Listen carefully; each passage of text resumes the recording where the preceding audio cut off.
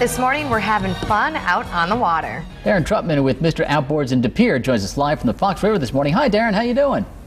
Doing great. How are you guys? Real good, real good. So what do you have to show us this morning? Well, we're going to work on or look at some of the different board sports that are available for being out on the water. There's basically three different things that people are doing. One of them is something called Wakeskating, which basically is just like it sounds. It's kind of like a skateboard on the water. There's nothing that holds you to the board. Wow. No bindings, just a couple of little fins on the bottom. And you can ride it just like a skateboard. Same tricks that kids are doing on the land, they're able to do on the water, off the wakes, and jumping around with that. Oh, awesome.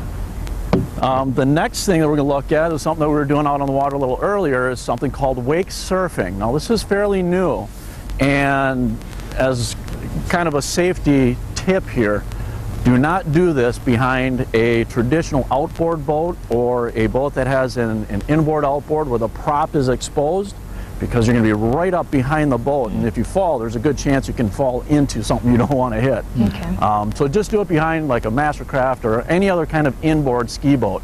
But basically what it is it's a surfboard. Single fin on the back, nice tip on the front, and you can surf right behind the boat without even using a rope. We are seeing video right now of it that was probably shot a little bit earlier today. I mean, it looks really cool, and then you just kind of let go and you have to just fend for yourself, kind of, right?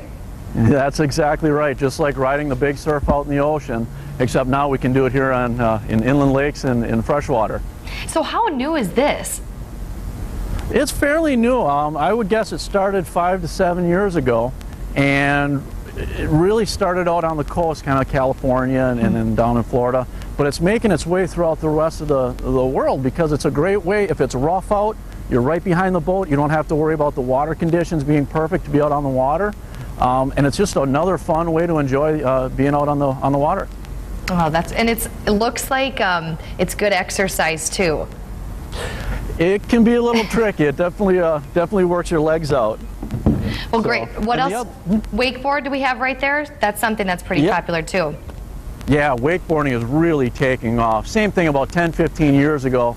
It started getting popular, and it's really affected how people are buying boats too. Not just, the equipment here, but they're now buying boats that have the big towers on them.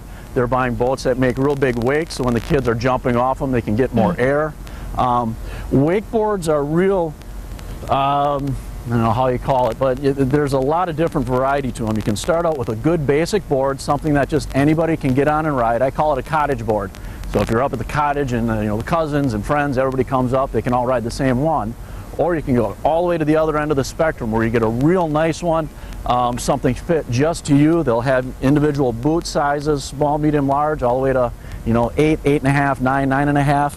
And real aggressive boards. And that's the fun thing about wakeboarding, is if you just want to get out behind the boat, cruise around, make a couple of waves back and forth, great. Or you can go all the way up to where you're starting to do flips and spins and just really fun stuff. All right, well, Darren, there's no limit to how far you can go. Thank you so much. It looked like a fun morning out there. We'll check back in with you later. Sounds great.